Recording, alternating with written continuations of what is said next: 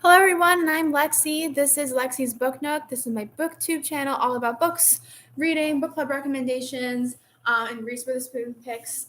This is a bonus episode. If you follow me on Spotify, I have a podcast called Lexi's Book Nook where I post 2 episodes per month, one at the beginning of the month and one at the end. At the beginning, we'll go over the books I'll read, whether they're book club picks, Reese Witherspoon recommendations, or things on my TBR list. Then that second episode is after I've read all those books, I give like a little summary, my thoughts, a review, and some discussion questions. We are in a bonus episode. This means that it's beyond the TBR list that I've posted on my podcast. This will not be on Spotify, so this is bonus content on YouTube only.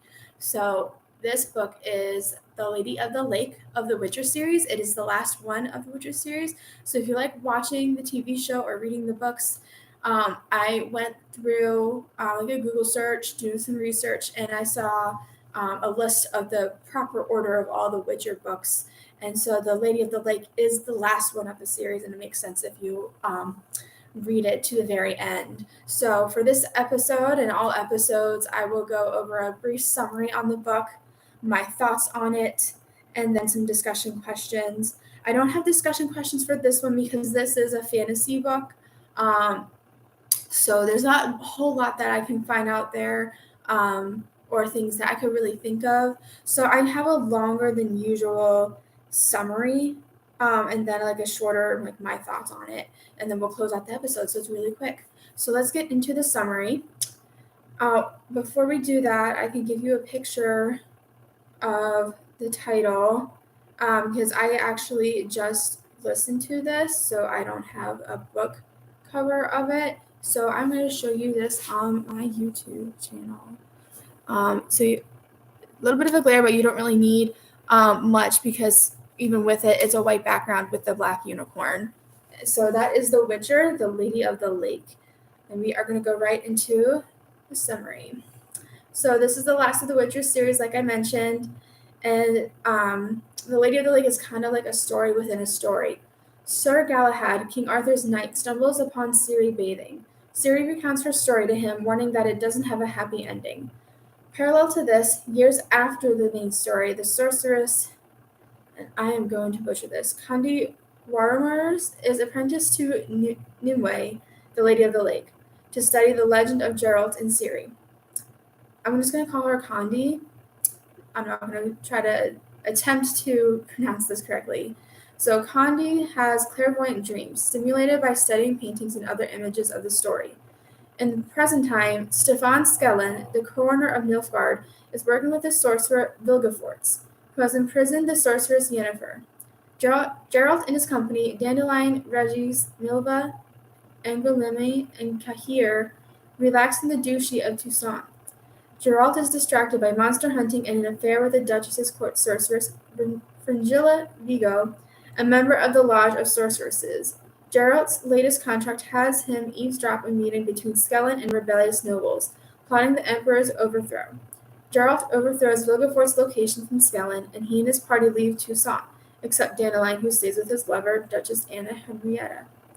After the events of the previous novel, Ciri was teleported to a foreign world ruled by the Ain elves under occasional attacks by unicorns, where time flows differently. A magical barrier prevents her from leaving, and she is told by the sage Avallac'h that to leave she must bear the child of their king, Oberon.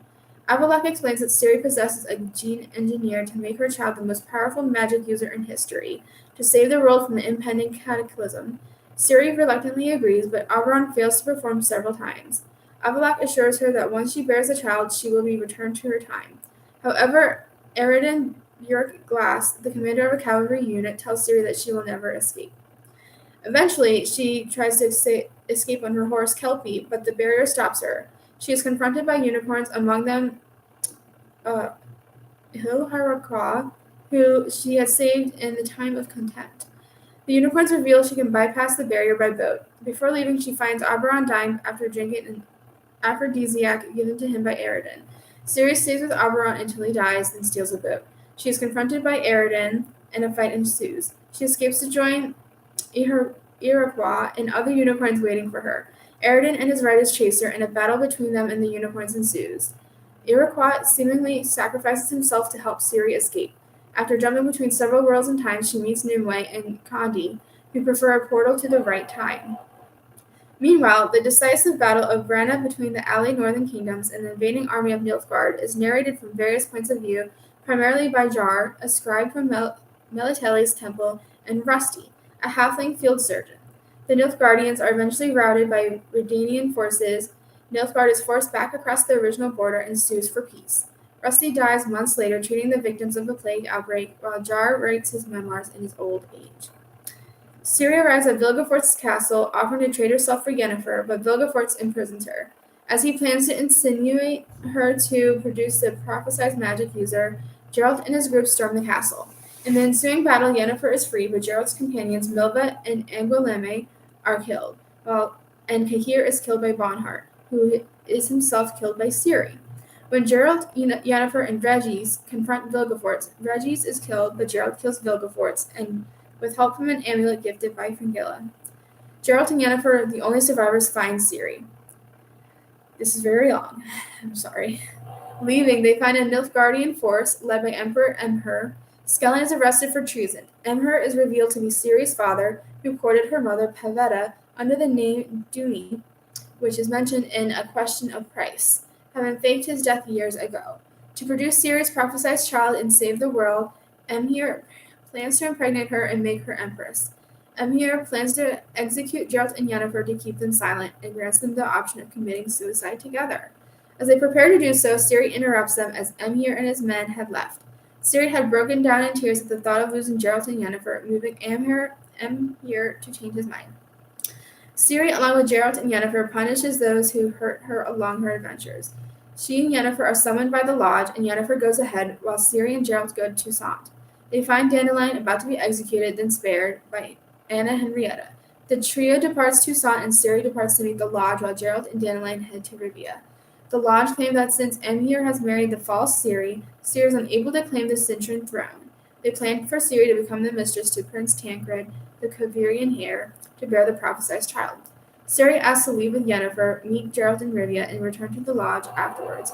The Lodge votes on this, with Philippa Eilhart having the decisive vote in favor to letting Ciri go, arguing it's Ciri's destiny.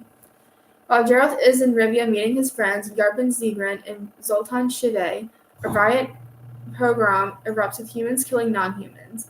Geralt fights to save his dwarven friends, but is impaled on a pitchfork. Ciri, Yennefer, and Triss Marigold arrive shortly after and find Geralt on the verge of death. Yennefer and Triss conjure a storm, dispersing the rioters. Yennefer attempts to heal Geralt but loses consciousness. In a live, Iroquois appears out of a foggy lake and channels his power through Ciri to heal Geralt. Guided by him, Ciri and her friends put Geralt and Yennefer's bodies on a boat that appears out of a fog. The three disappear into the fog. Geralt and Yennefer awake in an unknown location, hinted to be Avalon, comforting each other. Ciri finishes recounting her tale to Galahad.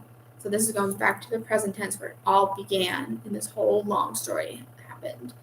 So when Galahad asks if that is the end, Ciri says that she doesn't want the story to end like that. She claims the tale ends with Yennefer and Geralt getting married and living happily ever after, but cries as she says so. Galahad invites her to Camelot, which she accepts. The two ride towards Camelot holding hands. So this is definitely the end of the story of Geralt and Ciri. Ciri doesn't know what happens to Geralt and Yennefer by the end, what happens to them, but she wants to believe in the best and that Geralt stays alive. So if you haven't read any of these Witcher books or watched the series, this will be very confusing. Just listening to this and have read the other Witcher books, I was very confused. But I'm one of those people that if there are a lot of different characters with weird names, it's really hard to follow. Like Game of Thrones, it was very hard to follow at first. So knowing that this is a story within a story makes more sense, because there are sometimes I felt like that it was going between past and present, but the past, it just seemed like endless. And it was very hard to keep up with all the characters, like I mentioned. But I do really love the Witcher series. I love the fantasy aspect. I love fantasy books. And I love Geralt and Ciri. They're my favorite characters. Yennefer, I'm not really sure how I feel about her. I do like her, but I don't know. But I'm glad that I finally finished the series, because I'm the type of a person who has to read the books before I watch the movie or TV show, so I can finally watch this series. But all in all, I really like this book. It was hard to follow, though. One of my other favorite characters that wasn't mentioned actually that much was Dandelion. He's kind of like the comic relief, but he wasn't mentioned as much in this book, and I think this book really could use it. But overall, I liked it. It was a little on the darker side, but I think it was intended to be for the ending of Gerald and Ciri's story and have readers interpret the ending as they wish. They want the best for Gerald and Yennefer, or Gerald survives, Gerald dies, or Ciri and Gerald eventually meet up again in the future. I think it's up for the readers, and I think the author, Andre, left it up for the readers to interpret. So there are no discussion questions. My bonus episodes usually do, but I just had a long summary for those who might find this hard to follow like I did. So that's it for this episode. But if you want to listen to me on my podcast, podcast is free on Spotify, called Lexi's Book Nook. If you want to support the podcast and see my face like you are right now on YouTube, see my book nook, see the book covers, even if it's on my phone, and get inspiration from your own book nook, it is $3 a month for all those benefits and to support the podcast. Or you can also subscribe to my channel here on YouTube, Lexi's Book Nook, and really see everything that I have in store for you. But that's all for today's episode. I hope you enjoy this episode and keep on reading.